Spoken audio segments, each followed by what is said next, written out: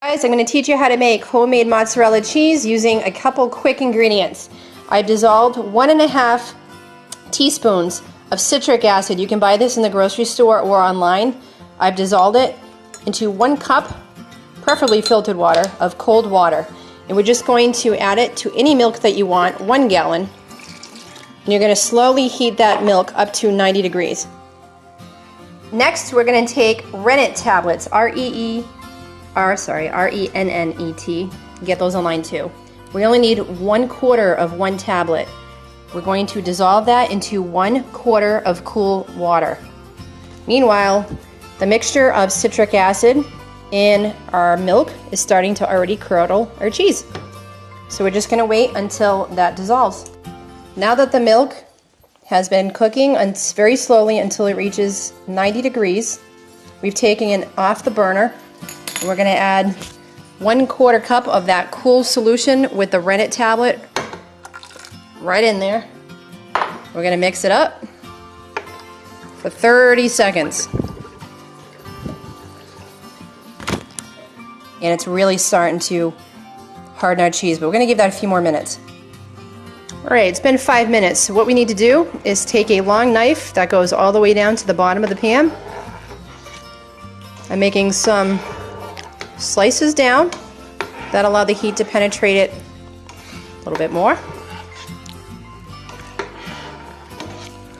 We're going to put the pot back on the burner and we're going to slowly heat this to 110 degrees. We're just going to mix this very slowly, constantly, until that thermometer shows that we've reached 110 degrees.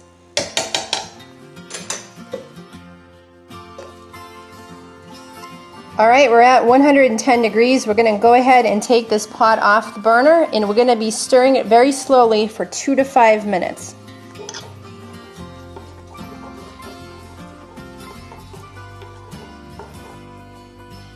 Alright, our pot has been sitting on the stove for about 5 minutes. So I'm going to take the colander, putting it in a pot because I actually want to save some of that way. I can do something with it after.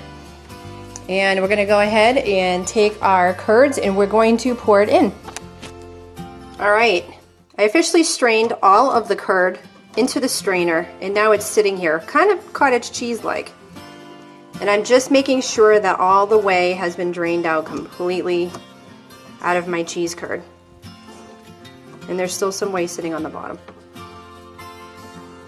Alright, we're going to go ahead and transfer that cheese curd over to a microwave safe dish. And we're going to simply dump it on in, just like that. We're going to microwave it for 1 minute. That's going to get your curd nice and gooey, ooey soft for stretching, which is the fun part. We're almost there. The cheese curd is now out of the microwave, and I'm going to add some simple cheese salt. You can use sea salt.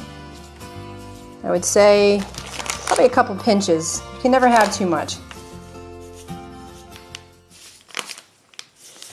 Now this is cheese salt that came with our kit here. And we're going to simply just knead it in.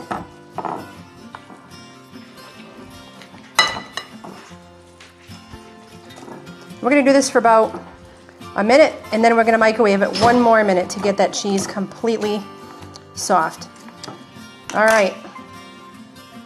After kneading the cheese for about a minute, you'll notice this beautiful fresh mozzarella ball texture.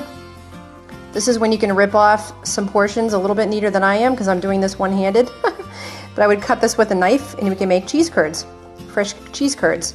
But we're going to take this 1 step more. We're actually going to microwave this for that 1 extra minute and get it a little bit softer. Alright, this is 1 minute out of the microwave. I'm going to continue handling this. It's almost too hot to touch. You'll see that it's this nice creamy mozzarella cheese texture.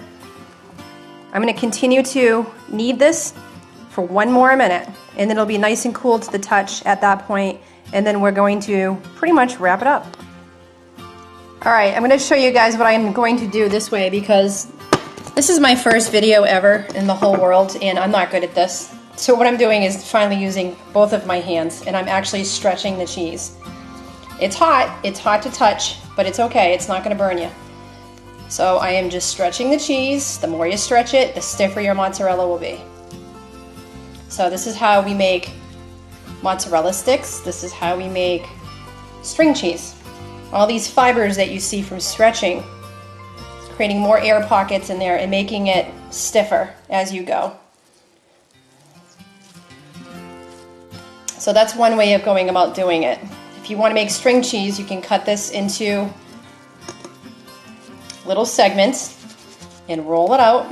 You can microwave it if you need to get it softer again, and you can pre-package it. Or you can just simply leave it in a nice big gooey fresh mozzarella ball to use on pizzas or whatever you want. And if you're going to make a mozzarella ball, you're going to want to soak this in a brine solution so the mozzarella doesn't go bad on you. It will preserve it. I'm going to actually make a braid for you.